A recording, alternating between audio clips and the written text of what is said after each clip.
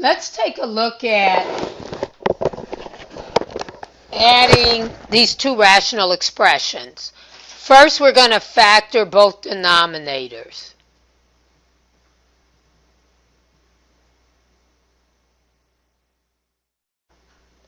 All right, now we need to determine the LCD.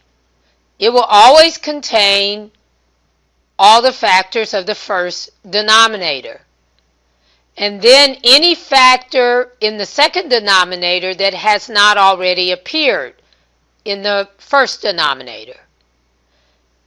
The power on each factor is the highest power that ever appeared on that factor in either denominator. In this case, that was 1 for all factors. All right, now I noticed the first expression was missing x minus 8 in the denominator. So I rewrite it equivalently by multiplying numerator and denominator times x minus 8. I noticed the second expression was missing x plus 5 as a factor in the denominator of the in the LCD, so I multiply top and bottom by x plus 5. And now I multiply the factors in the first denominator to get x squared minus 8x minus 2x plus 16. I'm recopying my denominator. It doesn't matter what order these factors are in. I can multiply in any order, as long as my denominator contains x plus 8 times x plus 5 times x minus 8. This is my least common denominator. Now I'm going to multiply x minus 5 times x plus 5, which gives me the difference of squares, x squared minus 25. Now I'm going to combine like terms. X squared plus x squared is 2x squared. Negative 8x minus 2x is negative 10x. 16 minus 25 is minus 9. So that's my numerator, and I recopy my denominator and leave it in factored form. Now, if possible, at this point I would now factor the numerator. 2x squared minus 10x minus 9, however, is prime. So the problem is complete.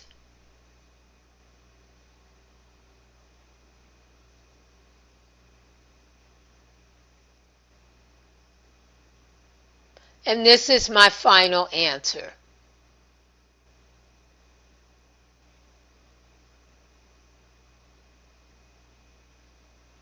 So since the numerator cannot be factored and there aren't any common factors in the denominator with what factor appears in the numerator, which is only that trinomial 2x squared minus 10x minus 9, the problem's complete. And the numerator and denominator have no common factors.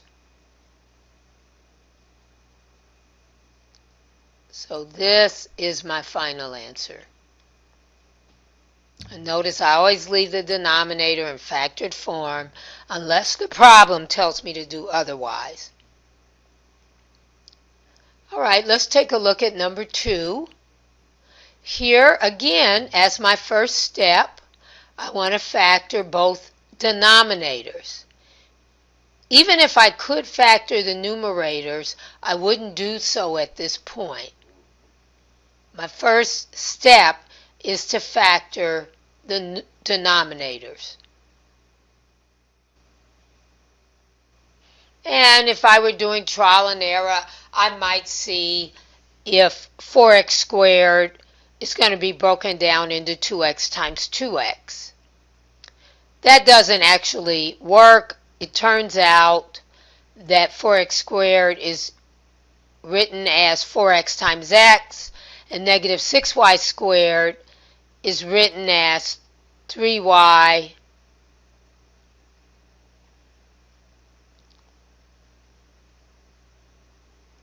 times a negative 2y. So I'll put in my signs.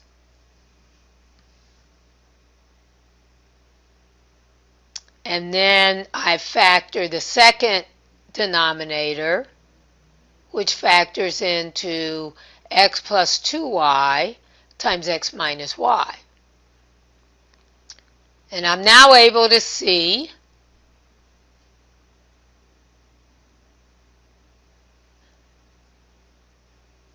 that my LCD, which always contains everything that's in the first numerator,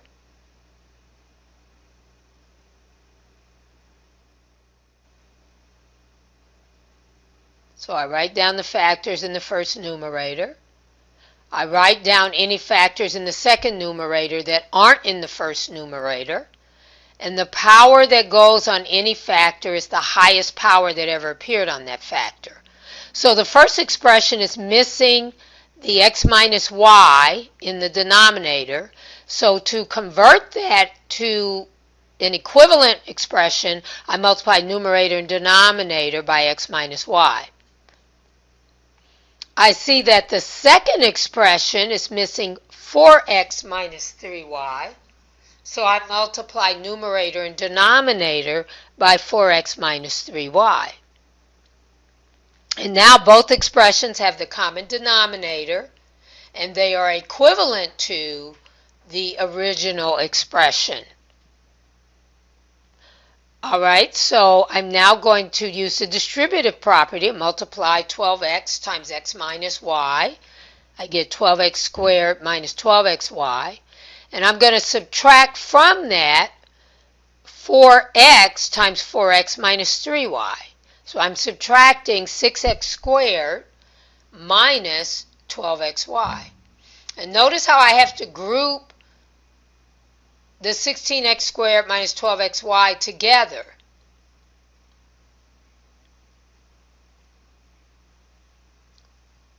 Both of those terms have to be subtracted. You have to be careful that you don't only subtract the first term. And I'm recopying my common denominator. And now I'm going to use the distributive property, and I am going to remove the parentheses that are in front of the 16x squared minus 12xy. So I'm subtracting 6x squared and I'm subtracting a negative 12xy, which is the same as adding positive 12xy. And I recopy my common denominator, 4x minus 3y times x plus 2y times x minus y. And now I'm going to subtract or combine like terms in the numerator. Negative 12xy plus 12xy gives 0, and 12x squared minus 16x squared is negative 4x squared. I recopy the common denominator. These share no common factors. I can't factor the numerator any further. No factors are common with the numerator and denominator, so this is my final answer. All right, let's look at number 3. And notice here I have a denominator of 9 minus x and a denominator of x minus 9. So I'm going to factor a minus 1 out of the first denominator, and that multiplies times x minus 9. And I can move that negative sign up with the numerator. A negative can be in the denominator with the numerator or level with the fraction bar. So I'm going to distribute that negative sign, and the numerator of the first term becomes negative x plus 7. And then I'm subtracting x, the x in the second term, and I get, when I combine like terms, negative 2x plus 7 over x minus 9. And this is my final answer.